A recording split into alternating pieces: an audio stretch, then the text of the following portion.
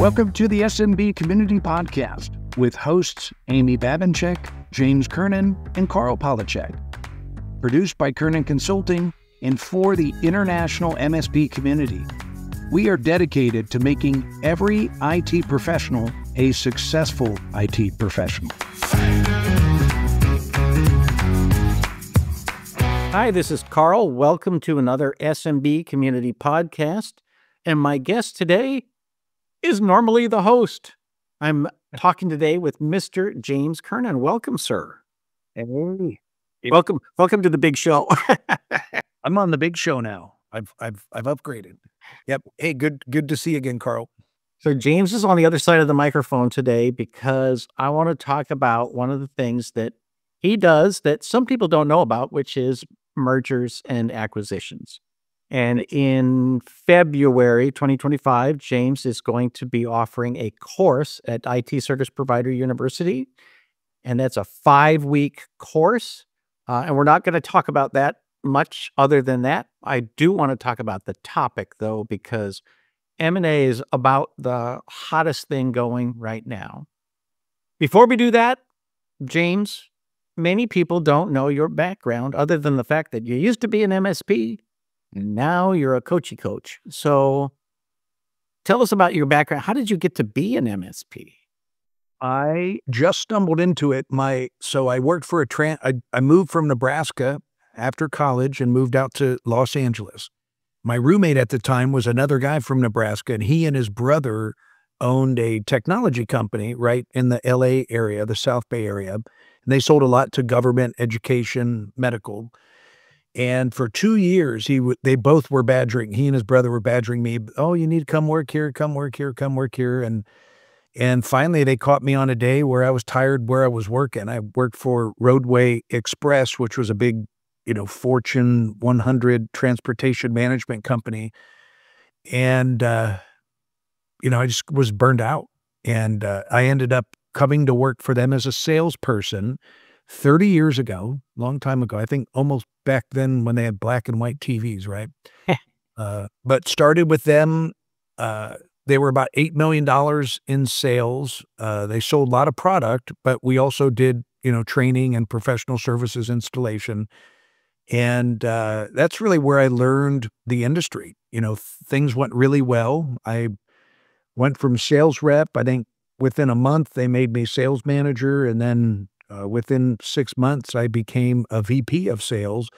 And then I ran a branch for a long time. But I was a selling executive the whole time. I loved to sell. So started in the industry back then. We grew from about 8 million to 32 million over a 5-year time frame. I went to another company because they started having cash flow problems. A company called Technology Integration Group in San Diego. We was their VP of sales and was there for about 7 years. We grew from about 32 million when I started, right, or 30-ish million, and we grew to over 315 million. That's really where I learned a lot about M&A because we had 4 acquisition of single location MSPs that we brought in underneath our umbrella. And then I had opened 12 branches from scratch. I did all the recruiting myself. Built that model. They just had really strong systems and people in place, but real successful track record there. Got tired of that. A lot of traveling. I was one of 4 partners in the business. Walked away, sold my shares back, and then used that money to buy a small 3-person company in San Diego called Networks Plus. They did network support and CRM solutions, and then they were a small 3-person shop, about 400,000 in revenue. And in 3 years, I grew that to over 12 million. And then I sold that. And then I had a really long non-compete. So, that was 15 plus years ago. So that's when I formed Kernan Consulting and kind of moved on the other side of the desk, right, as a consultant. But I had a lot of M&A experience. I had a lot of fast growth experience. So I started teaching MSPs, how to grow their business and become more successful. So that's basically, what I'm doing today, and I love it. Well, sorry to tell you this after all these years, but Non-competes are not enforceable in the state of California. Oh my gosh, now you tell me. Jeez. Oh, well. Oh, But well. and I will say, in case folks don't know, you are truly a master when it comes to leadership skills and managing teams, and those are not easy things for people to do. And so a lot of us end up doing it, but we're not very good at it. And so just kudos to you. If people don't know, they should dig into your skill sets in that front as well. Thank you. Thank you very much. So, all right. So that brings you to being a coach, and I think you focus mostly on sales and management side of things. Yeah.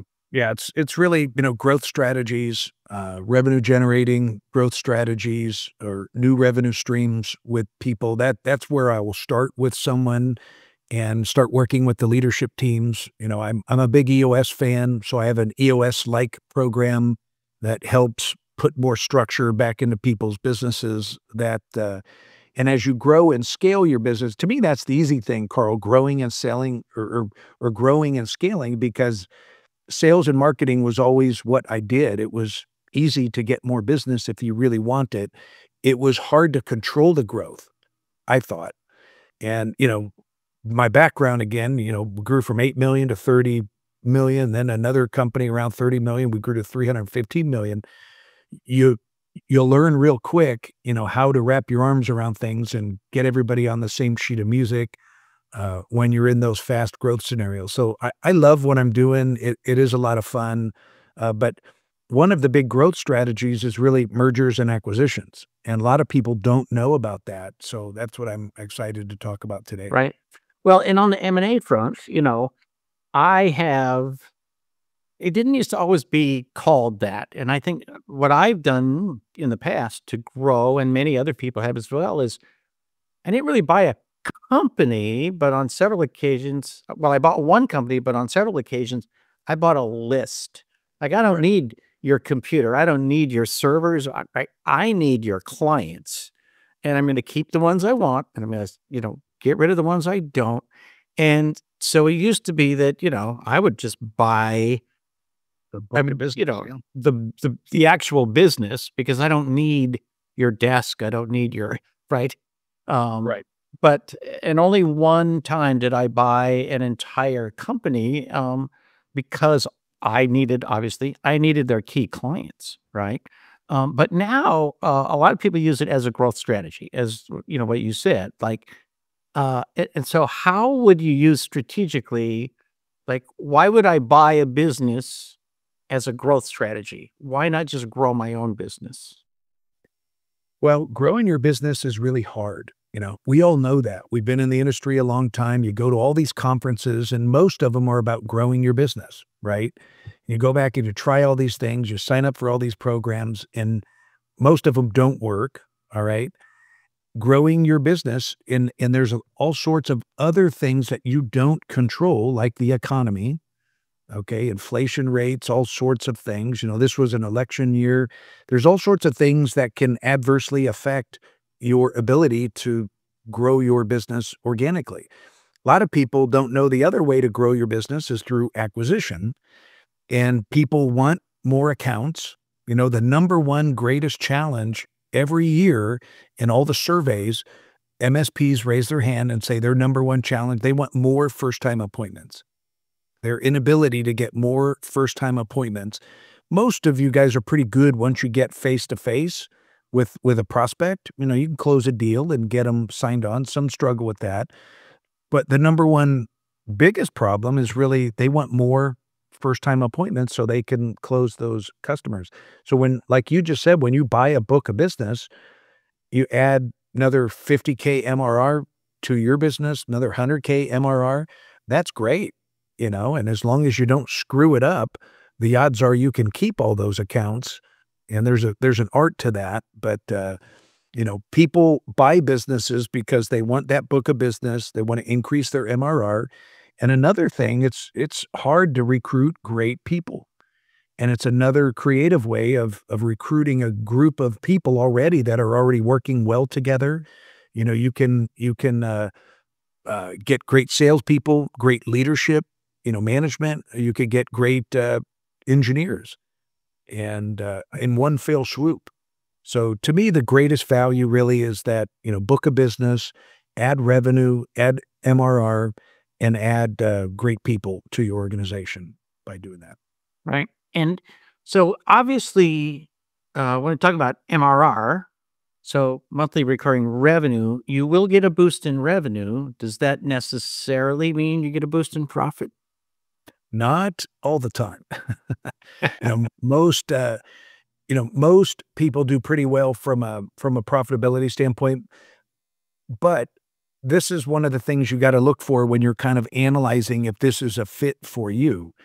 If you're a B2B and your price per seats starts at 175 a seat and you're very security focused and a prospect MSP that you're looking to buy sells into the residential markets and they deal with a bunch of grandmas and their price per seat is $49 a seat, that's not a good fit.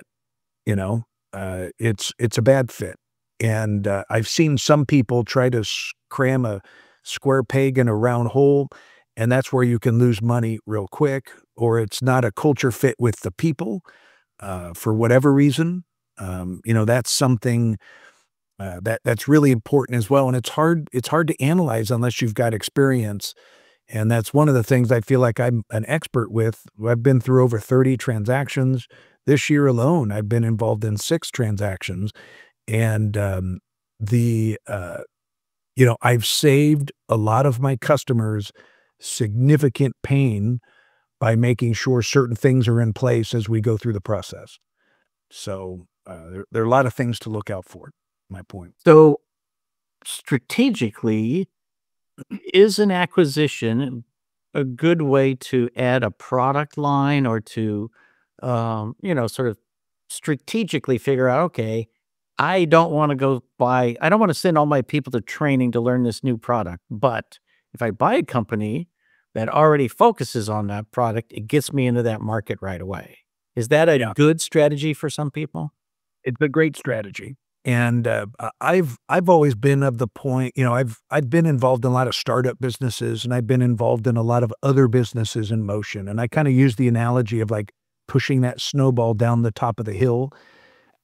I'm not the right person to start things from scratch. To me, it's boring. It takes forever to get the ball rolling down the hill. I'm the guy who I like catching that ball in the middle as it's rolling down out of control and then kind of redirect it.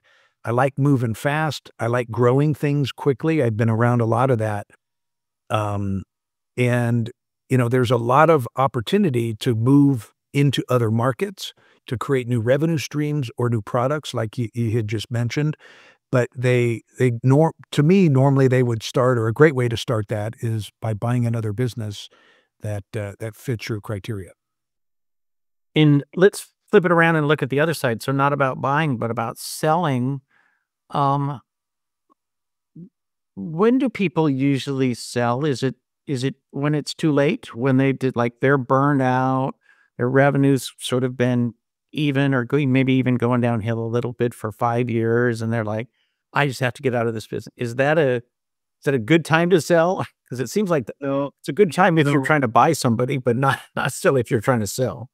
Yeah. Yeah. There's all sorts of answers to the question you just had, but to your point, that there's a lot of people that are doing it wrong. And a lot of the content that I'm going to teach in that course that I want to share these real world experiences is you need to get your house in order and get things of the 8 best practices that you need to do now in your business to increase the value before you sell. You need to do that.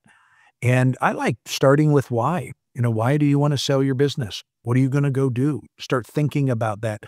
And to really answer the question, a lot of answers I get, is because something's wrong or they're burned out. There are a lot of people that got freaked out during COVID and rightfully so. It was a tough time. And if you didn't pivot and move quickly, then that was a real tough time. And a lot of people went out of business. But Some people just want to sunset their business because they're at that age. I can help in that scenario. Um, but there's all sorts of reasons. But I like just being real direct and, hey, tell me why you want to sell. I want to know, Right. because that's a story that we need to tell the other party. Well, and you've mentioned on this podcast and other places that sometimes people are just, they can't get enough money for their business, and they're better to just run it one more year and walk away than to try to deal with, finding a buyer, because buyers seem primarily interested in larger businesses, Yeah. Yeah.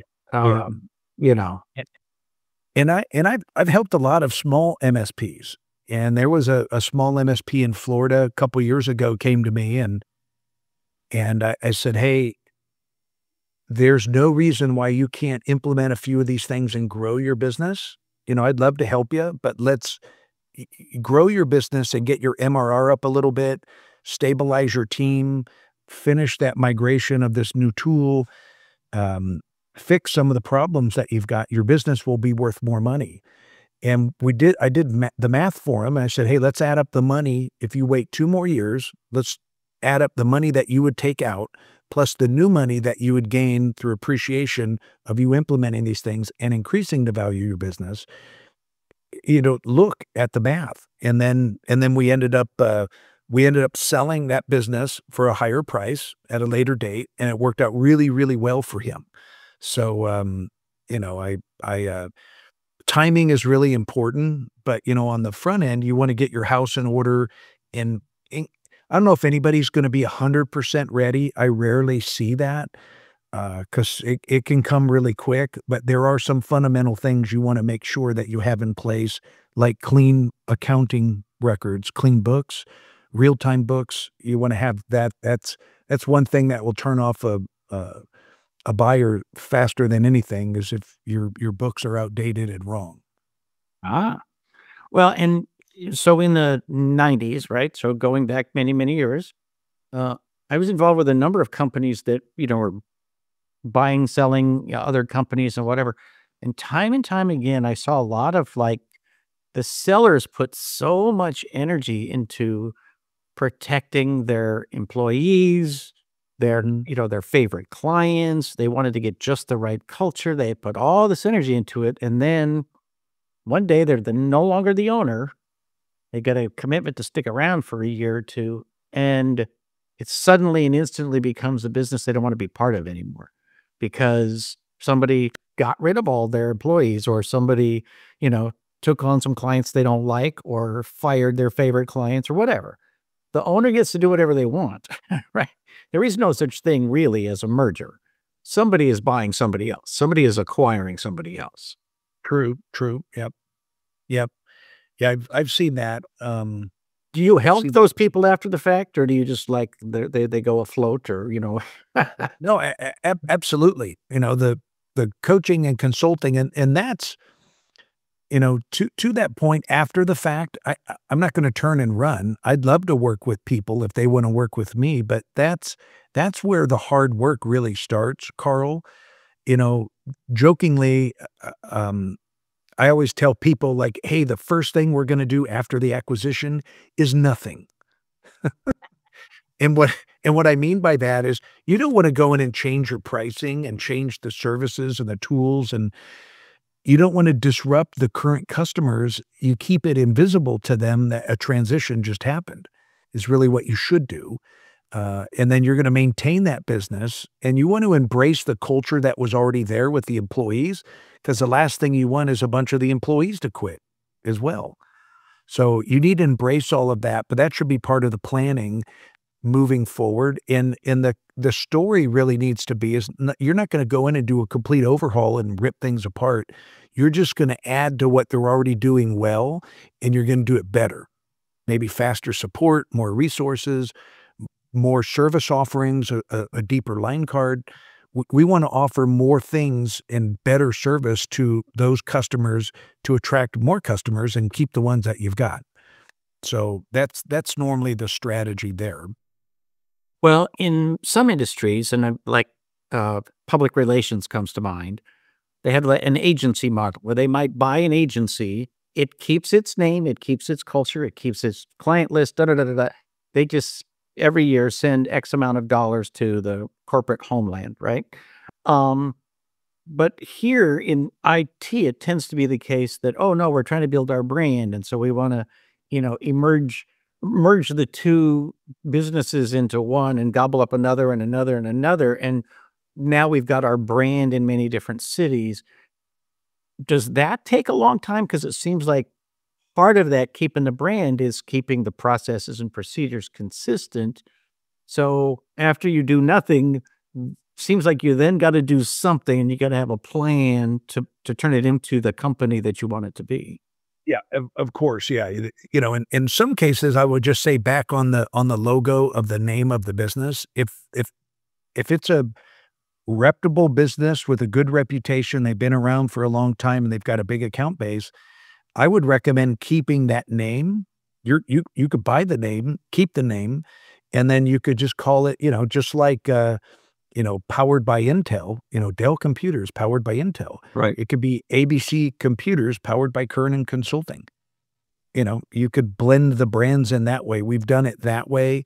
Some cases we've just kept the original name, and if it's not important or insignificant, or maybe they have a bad reputation and we figure that out, you want to, rip and replace and put that in there. But that's all part of the planning. My point about change nothing is you just want to have a strategic plan and do it in phases to make it as invisible as possible to the customers, because you don't want to disrupt that business flow, because what you're buying, you want to keep all the revenue that you want to keep, and then really add to it. So that's important. And many sellers sell at the point where they really want to get out, and yet the big money is often in sticking around for some period of time. But very often, even that, if it's 1 year, it's hard for somebody who was an owner for 10, 15, 20 years to become an employee even for 12 months. And so, is that a legit thing that should be considered when you're selling? Is like, I really want to just get out, and even though that's going to cost me some money. Yeah, that's one of the things I want to figure out as fast as I can, what their long-term plans are. And then if they have the personality that it would be okay to stay involved in the business, it makes your business worth more money. What most buyers want is you to stick around a little while and help with the transition at the minimum. And we would just form a consulting agreement, might be 3 months, might be 6 months. I mean, you should be paid for that. You don't want to do it for free. So we'll put together a consulting agreement outside the purchase agreement for you to stick around for a period of time. And then we'll set, expectations of what that looks like. Is it part-time, full-time, and what would you do? As an employee or as a contractor?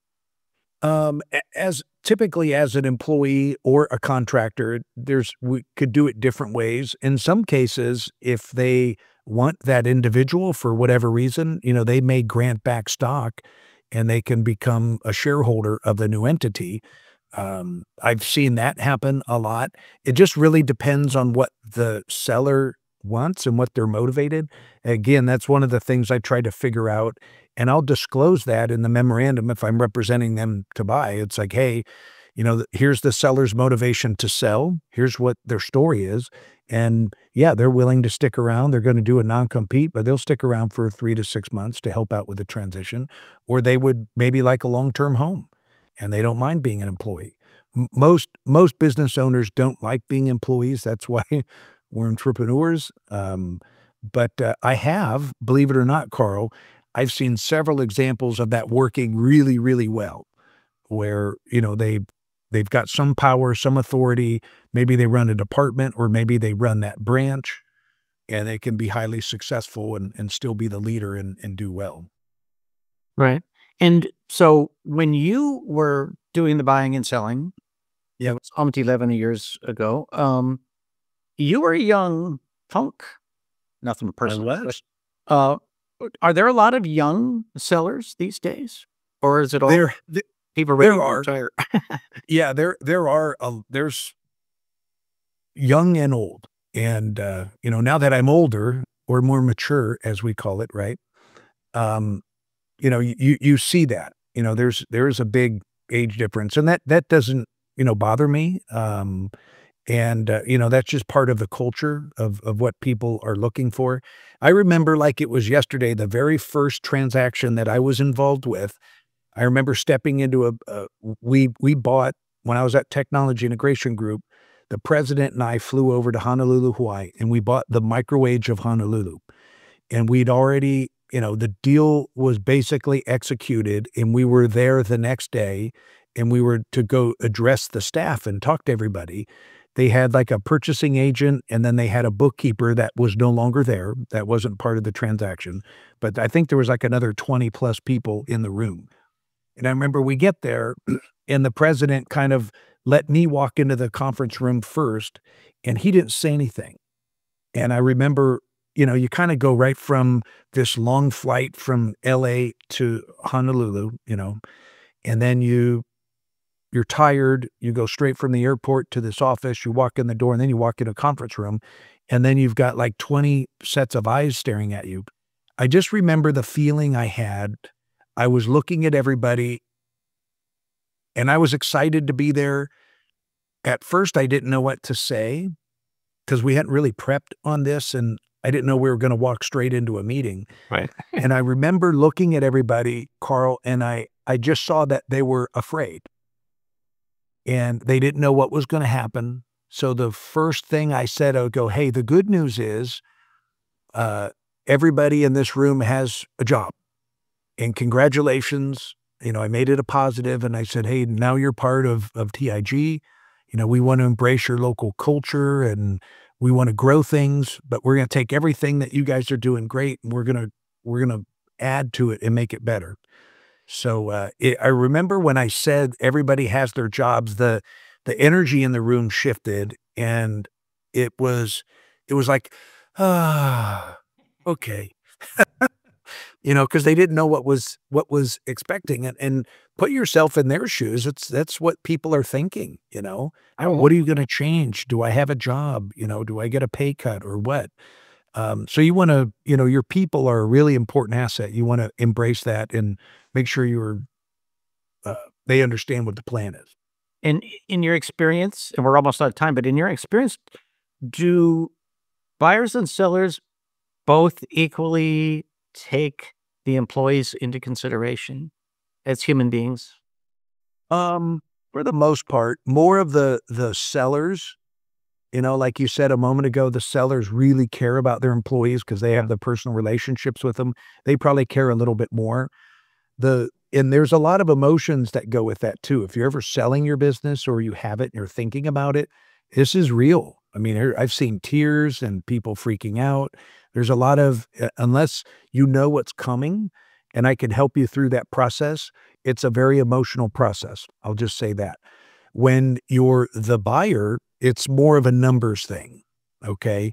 And does this make sense financially? Does this make sense, big picture? I mean, you care about people, but it's important on both sides. So, and there's one other thing I wanted to highlight and say.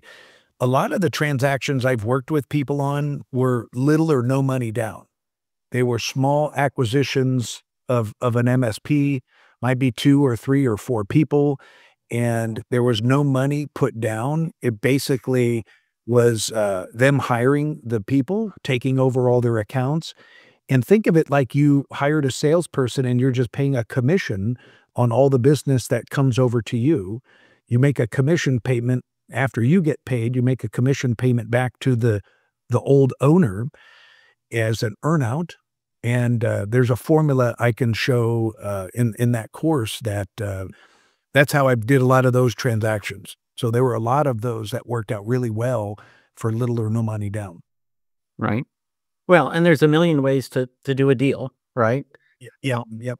So, and so final question, when should people who are selling start thinking about it and engaging in the process? Is it 5 years before, 2 years before, 6 weeks before? It's not 6 weeks, but How soon Well, did somebody start looking at it? my answer would be it should be today. You should start thinking about it today. And I joke and say that the missing chapter in everybody's business plan is the exit plan. Okay, how many of you have succession plans or exit plans as part of your business plan? Hardly anybody does. Right. All right. I want to create that chapter for you, and I want you to start thinking about what that looks like. It might be a longer time frame, but you want to implement these best practices, make sure that you get the business as ready as you possibly can. And your business is worth a lot more money without you running it. Okay, without you in it. So you want to document, automate as much as you can, document those policies and procedures, get your team trained up, delegate as much as you can off your shoulders. So the business kind of runs itself. You don't run it. The business runs itself. Those are key things that people are looking for. And that certainly helps on the quality of life front as well. Yes. Yeah. Another interview. Yeah, exactly. Very good. Well, we're basically out of time. Is there anything else you want to add before we go? No, thanks for being, thanks for letting me be on the program on this side of the table. It's kind of fun to talk about. I love mergers and acquisitions, and I would encourage you to check out the courses, or I'm speaking a lot at different industry events around the country on M&A, but it's learning from people's experiences and real world stories are going to put you in a position to win. So I encourage you to check it out. Very good. And you can see all the details at itspu.com. And the class is just called Mergers and Acquisitions for MSPs. So very good. James Kernan, thank you for being with us today. And I think that will do it for this SMB Community Podcast. Great. Thanks, Carl.